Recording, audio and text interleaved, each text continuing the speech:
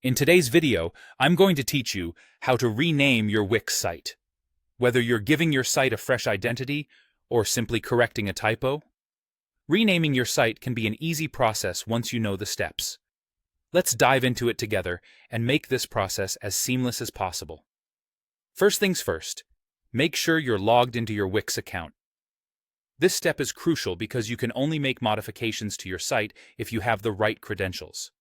So, head over to the Wix homepage and enter your login details. If you don't have an account, you'll need to sign up before proceeding. Once you're logged in, you'll be directed to your site's dashboard, which is your central hub for managing all aspects of your website.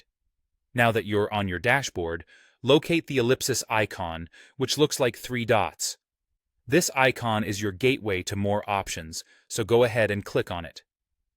A drop-down menu will appear, and you'll see a range of different settings and tools available to you. Here, you should select Rename Site from this menu. This feature allows you to change the name that appears on your Wix site and is often used to reflect business updates or personal preferences. Remember, the site name is crucial for branding purposes, so choose something that's catchy and relevant to your content. Once you've selected Rename Site, a text box should appear where you can type in your new site name. Now, take your time to think about the new title. It should not only resonate with your brand, but also be easy to remember for your users. Consider using keywords that are relevant to what your site offers, as this can also help with search engine optimization.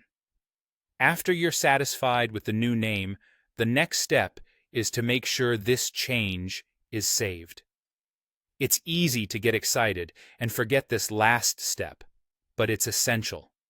Look for the Save button, which is usually located towards the bottom or top of the screen after you've typed in your new site name. Click on it to ensure all your changes are securely saved and applied. If you exit without saving, all your efforts will be lost, so this step is very important. That's it.